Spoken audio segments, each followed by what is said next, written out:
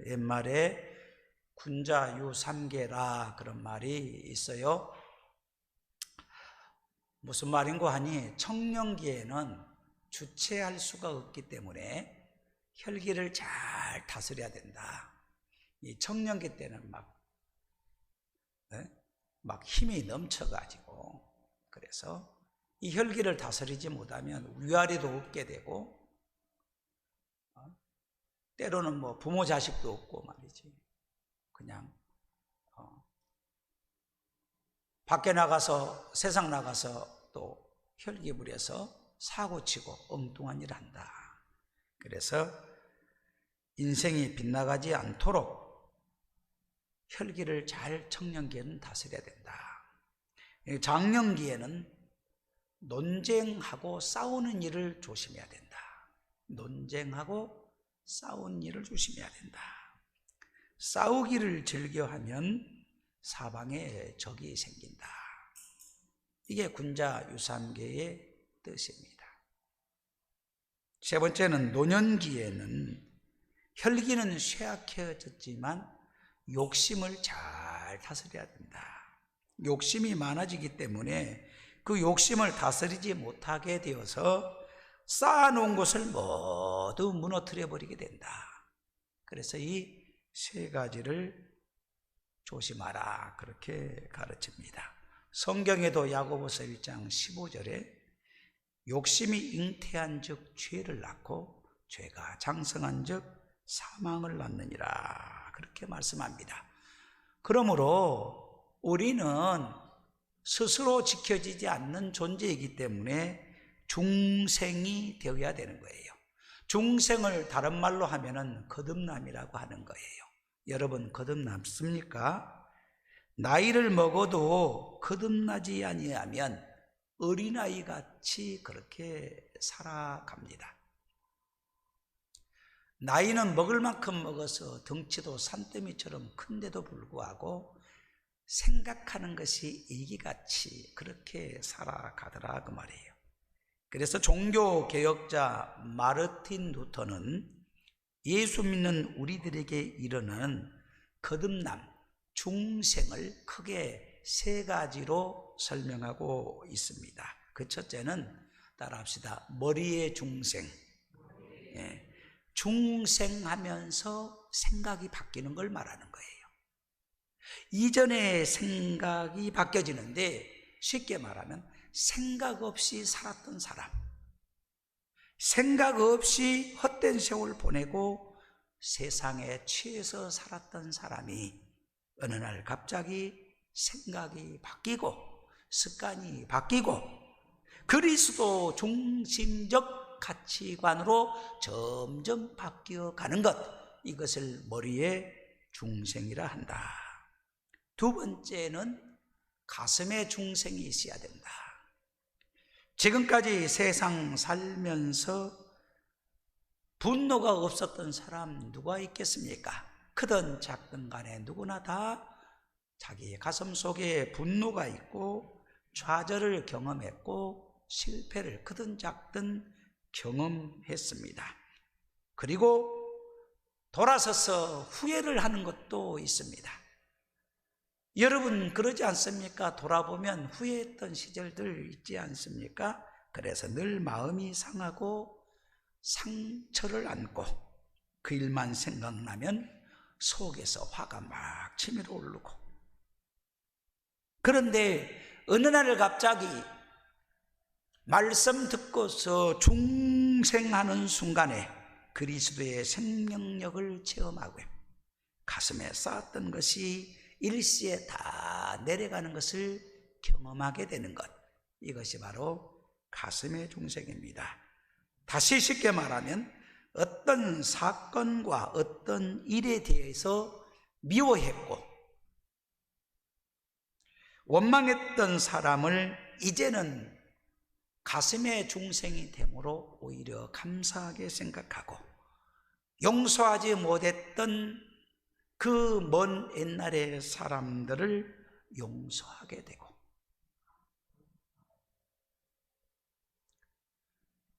가슴을 쥐어 뜯던 분노 했던 사람이 이제는 평안을 느끼며 주는 평화 막힌 담을 모두 허셨네 찬양하면서 자신이 쌓아 올렸던 그 막힌 담을 다 무너뜨리고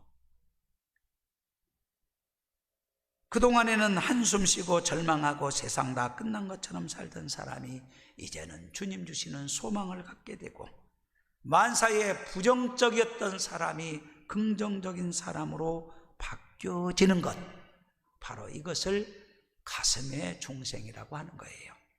혹시 여러분 여기까지 못 왔다면 이 가슴의 중생이 될 수 있도록 해달라고 기도하시기 바랍니다. 이 가슴의 중생이 되어야 돼요. 이걸 거듭남이라고 합니다. 마지막 루터가 강조했던 세 번째 중요한 중생은 돈주머니의 중생입니다. 어떻게 벌며 어떻게 쓰느냐. 잘 들으세요. 수고한 방법으로 벌어야 되는데 사기를 치거나 누구를 속여서 정당치 아니한 방법으로 버는 돈은, 투기해서 버는 돈은 성경적으로 결코 벌었다고 생각하면 안 됩니다. 그게 성경이 가르쳐 주는 겁니다. 쓰는 것도 내 돈이라고 생각하고 내 마음대로 함부로 쓴다는 것, 그거는 실패라고 생각해야 되는 것입니다. 돈을 쓰는 것도 신앙적 관점에서 지출하는 것. 아멘 좀 해봐요. 아이고. 수준 높은 설교할 때는 조금 반응이라도 아멘이라도 좀 해줘 봐야 할까요? 이것을 돈주머니의 회심이라고 합니다. 예수는 오랫동안 믿었으면서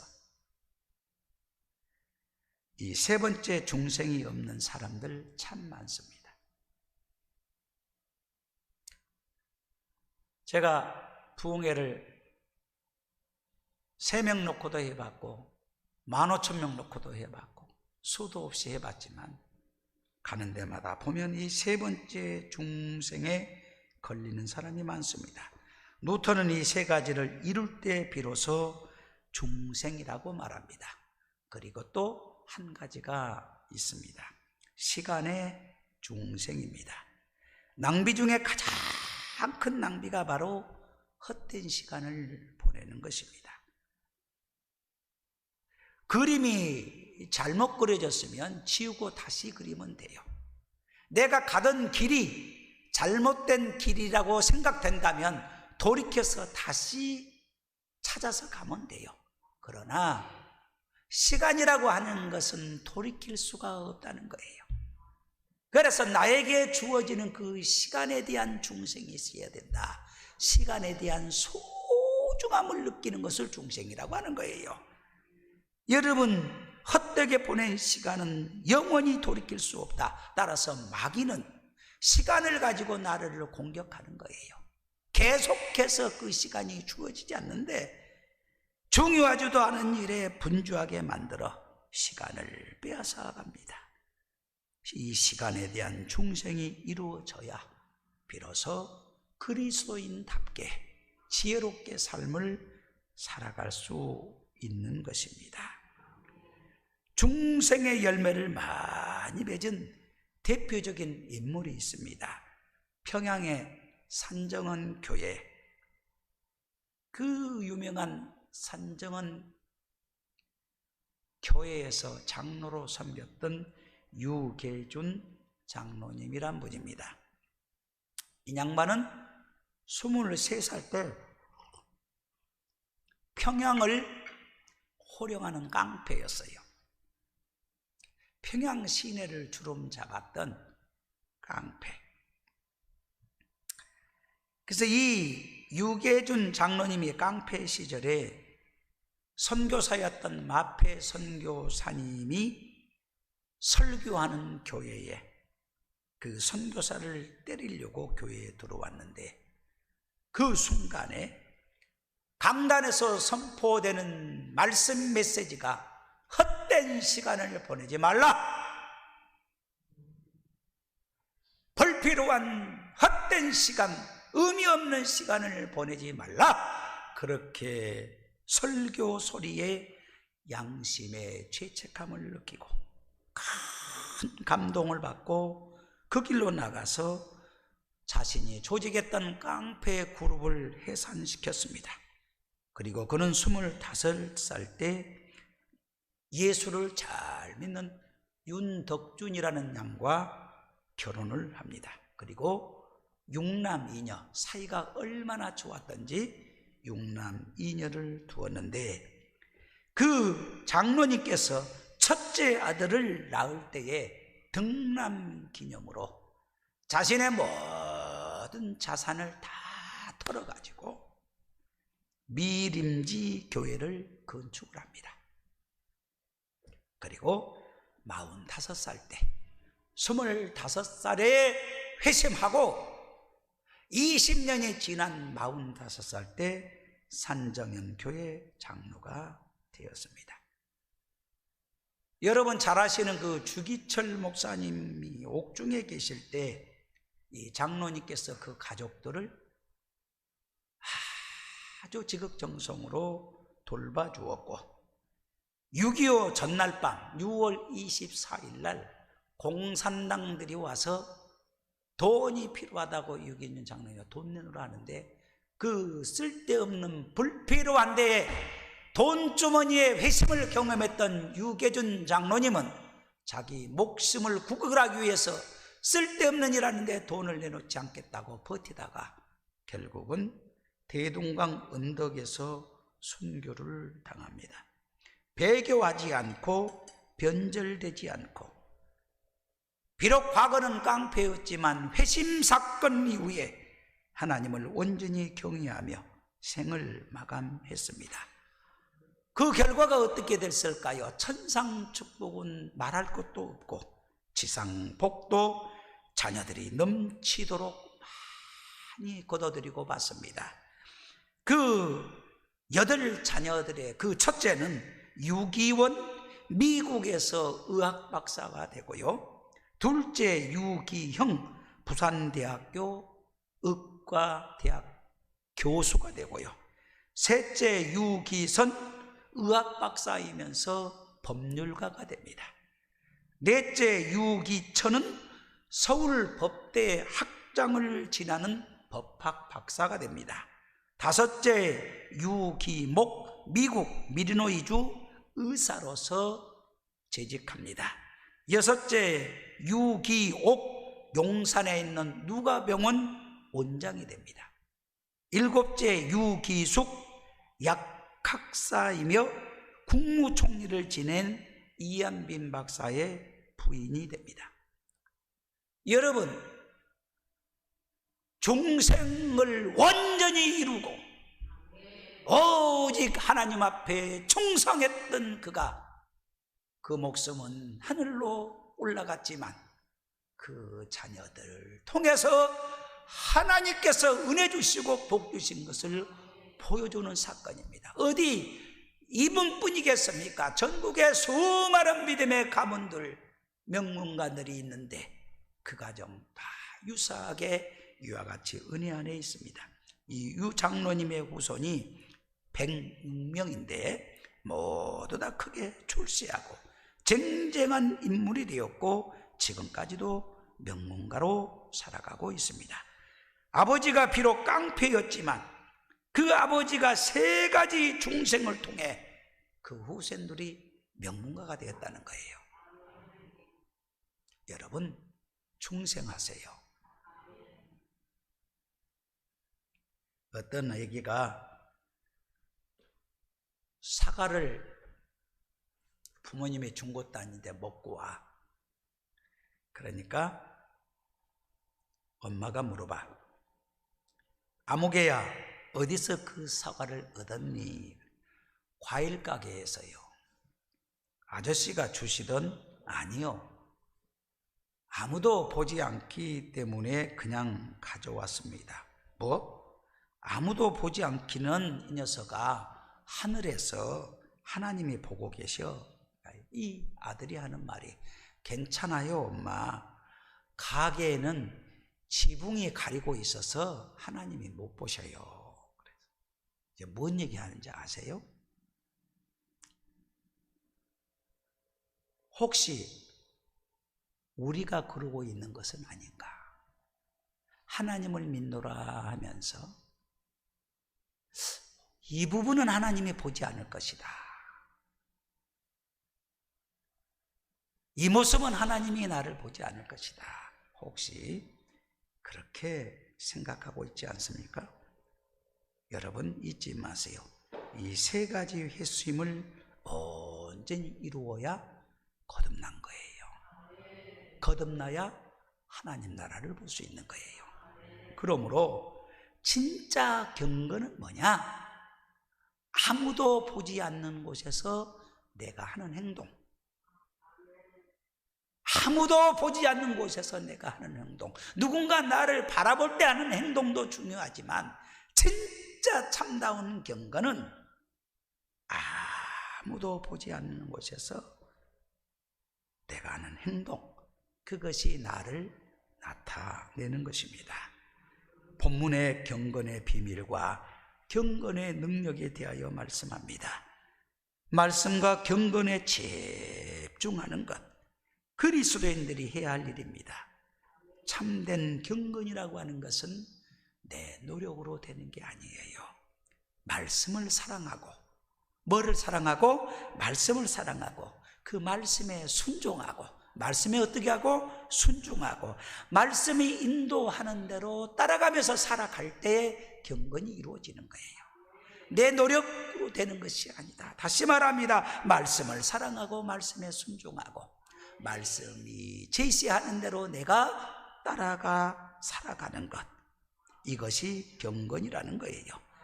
만약 말씀의 능력에서 이탈하게 되면 어떻게 될까요? 그것은 교만하게 됩니다. 그리고 자기 마음대로 결정해서 살아갑니다. 자신이 주인이 되어버립니다. 말씀의 능력이 떠나면 어느새 달라집니다. 여러분 스스로 한번 진단해 보세요. 말씀이 떠나게 되면 여러분이 어떻게 달라지던가요? 여러분, 말씀이 나를 지배하게 되면 누가 뭐래도 겸손하게 되고, 그 어떤 사람이 나를 시험한다 할지라도, 그 어떤 환경이 온다 할지라도 시험 받지 않게 됩니다. 할렐루야. 그래서 사도 바울이 하나님께서 주신 복 중에서 가장 큰 복이 겸손의 복이다, 그렇게 말합니다. 나를 겸손하게 하려고 내 몸에 육체의 가시를 주셨다고 감사하지 않습니까? 사도 바울이 그렇습니다. 조금만 삐끗하면 또 교만해지고, 그 아무것도 아닌데 성질나고, 그저 낮추고 또 낮춰야 됩니다. 교만하면 아무것도, 성질 부리면 아무것도 얻을 것이 없어요. 그래서 온전한 경건, 즉 거듭남을 경험하시기 바랍니다. 여러분, 교만한 사람들이요, 잘하는 것이 똑똑한 척합니다. 뭐든지 알아요. 뭐든지 관섭하고, 뭐든지 잘난 척하고, 뭐든지 그거 하지 말라고 그래갖고 성질내서 갔잖아요. 뭐든지 잘난 척하고, 뭐든지 똑똑한 척하고, 뭐든지 관섭을 하려고 하고, 뭐든지 대장이고 그래요. 그 교만이 하늘을 찌르는 거예요. 그런데 가장 어리석은 사람입니다. 잘난 체 하지만 실은 무식한 사람이에요. 그래서 패망합니다. 특히 많이 배웠다는 사람들을 보면 그래요.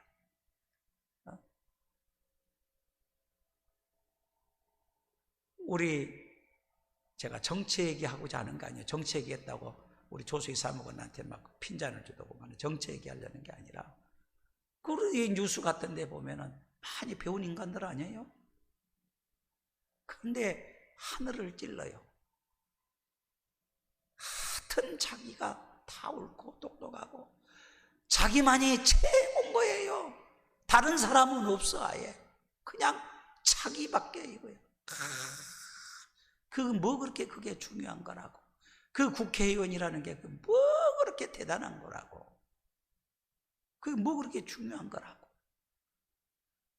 무식한 사람들입니다. 그래서 패망하고 나라 백성도 힘든 거예요. 이게 교만해서 그래요. 교만하면 귀가 닫힙니다. 다른 사람 말을 듣지 않아요. 어디 그들을 뿐입니까? 우리도 마찬가지, 저도 마찬가지고 여러분도 마찬가지. 교만하면은 하나님의 음성을 듣지를 못합니다. 하나님의 음성은 들을 수가 없어요. 우리 본문 5절을 다시 한번 읽어봅니다. 본문 5절. 우리 5절이 있나요? 4장 5절 함께 읽습니다. 시작. 하나님의 말씀과 기도로 거룩하여짐이라. 하나님의 말씀과 기도가 없으면 교만할 수밖에 없다는 거예요. 경건한 모양을 하고 속으로는 딴 생각을 하는 것은 경건을 수단화하지 말아라. 6절에 보니까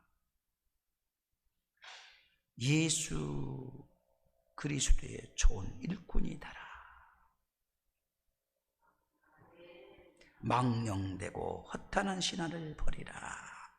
내 자신을 연달아라. 여러분, 특별히 자족하는 마음을 배워야 돼요. 자족.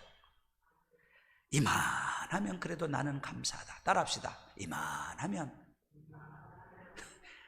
이만이 아니고 이만하면 나는 감사하다. 이게 자족이에요. 이게 자족이에요. 이런 마음, 이 마음이 바로 자족하는 마음인데, 미하엘 젠퍼를이라고 하는 사람이 쓴 1%만 가져도 99%는 행복하다. 참 이 제목부터가 벌써 이게 굉장히 기가 막히게 좋지 않아요? 1%만 가져도 99% 행복하다. 이 책의 내용의 핵심은 1%만 가져도 행복할 수 있다는 것입니다. 그 이유는 아무것도 없어도 육신의 질병만 없으면 행복하다는 거예요. 이분이 강조한 글을 보면 질병이 어디서 생기느냐? 과잉 때문에 그런다. 과잉. 여러분, 과잉으로 인해서 문제가 많다고 지적하는데, 예를 들어서 속도가 과잉하면 그냥 그렇게 빨리 간다고 그래서 빨리 가는 것도 아닌데 어차피 저쪽에 가면 또 만나게 되는데, 우리 그런 거 많이 보지 않습니까? 젊은 친구들 운전할 때 보면 그렇게 빨리 갈 필요도 없는데 빨리 가려다가 죽습니다. 이게 과잉이에요. 과잉 소비. 안 써도 될 일에 자꾸 쓰게 되니까, 안 사도 될 일에 자꾸 사게 되니까 쓸데없는 돈 쓰게 되고 빚더미에 죽어간다는 거예요. 그리고 잘 들으세요. 과잉 쾌락. 무엇에 빠져 허우적거리며 힘 한 번 써보지 못하고 죽습니다. 성경에 보면은 누가 그렇습니까? 누가 눈이 뽑혀서 죽습니까? 여러분 잘 알지 않습니까?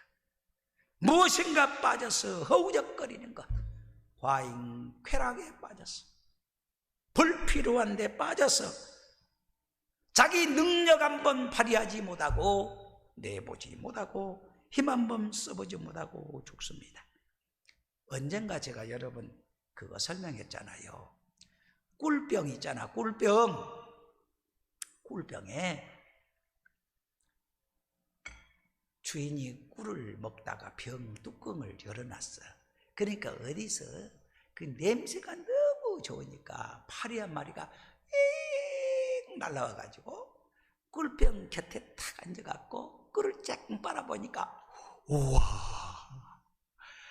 우와, 이렇게 세상에 맛있는 것이 기가 막힌 거예요. 너무 좋은 거예요. 그래서 조금 빨아먹고 하다가 그만 그 안에 들어가서 이제 배가 터지려고 하니까, 날아가려고 하니까 날개가 꿀에 젖어버렸어. 날아갈 수가 없네. 날아가야 되는데 날아갈 수가 없어. 그래갖고 죽게 생겼어. 그러니까 천장에서 하루살이가 보다가 배꼽을 잡으면서 웃는 거요. 배꼽을 잡으면서 아이고 저거 멍청한 거 어지간히 처먹지, 배가 터지도록 처먹다가 저거 죽게 생겼다고. 그걸 밤이 됐었지. 불이 켜지니까 거기에 날파리들이 막 너무너무 너무 화려하고 좋으니까 막 널리 치고 전등이는 데도 가다가 타서 죽었어. 과잉쾌락, 무언가에 잡혀 있는 것, 무엇인가에 붙들려 있는 것, 그것이 과에서 죽어간다는 거예요. 여러분, 작은 것 하나라도 감사하고 소박한 생활에서 즐거움을 찾고, 이 믿음 안에서도 즐거움 많이 있어요. 찾아보면 쾌락이 목적이 되는 순간 나 자신은 증발해 버립니다. 여러분, 이걸 잊지 마시기 바랍니다. 그러므로 절제하고 자족하는 마음을 가지시고 오늘을 승리하는 여러분 되시길 주의 이름으로 축복합니다. 결론입니다. 다윗 왕이 한참 전성기 때에 보석을 만드는 기술자를 불러가지고 반지를 하나 만들어라. 좋은 반지를 만들어라. 그리고 그 반지에 글귀 하나를 새겨라. 다윗 왕인 내가 어려운 일을 당할 때 낙심하지 않도록 언제나 읽을 수 있는 좌우명 글귀를 하나 새겨 갖고 오너라 명을 해요. 그러나 이 기술자는 반지는 만들 수 있어도 좌우명을 만들 수 없어요. 그래서 지혜의 사람이었던 나이 어린 솔로몬을 찾아가서 그렇게 좌우명을 하나 만들어 달라고 합니다. 그랬더니 솔로몬이 교만치 않고 낙심치 아니하고 딱 한 가지 좌우명, 그 좌우명을 지어주는데 그 말이 뭐냐? 이것 역시 지나가리라. 여러분, 무슨 뜻인가요? 잠시 후면 죽는다는 거예요. 모든 것이 지나간다, 그런 말입니다. 그렇습니다. 모든 것은 지나갑니다. 부자도 지나가고 명예도 지나가고 이뻤던 우리 얼굴도 지나가게 돼 있습니다. 그렇게 사랑스러운 내 자녀들과의 그런 함께하는 그런 시간도 결국은 다 지나가게 돼 있습니다. 여러분 함께하고 있는, 살고 있는 그 여러분의 아내와 남편도 시간이 지나면 다 지나가게 되어 있습니다. 아직도 그것을 모르고 산다면 바보 중에 바보입니다. 경건과 중생한 사람은 그 주어진 함께하는 그 시간과 세월을 아주 소중하게 생각하고 중요하게 생각하고 무엇을 남길 것인가, 무엇을 하고 살 것인가. 여러분, 더 중요한 거 있어요. 남는 것이 뭐냐? 우리에게 남는 것이 뭐냐? 회심했던 그 순간, 거듭났던 그 순간, 경건했던 그 순간, 그리고 하늘에 쌓아둔 것만 남게 되는 것입니다. 여러분의 경건은 지금 어디까지 와 있습니까? 머리입니까? 가슴입니까? 아니면 돈주머니입니까? 말씀에 순종하며 그 큰 말씀의 능력에 이끌려 중생된 이성을 가지고, 중생된 가슴을 가지고, 중생된 물질관을 가지고 참된 행복과 참된 영생을 이루어가는 능력계의 성도들이 다 되시기를 주님의 이름으로 축복합니다. 기도합니다.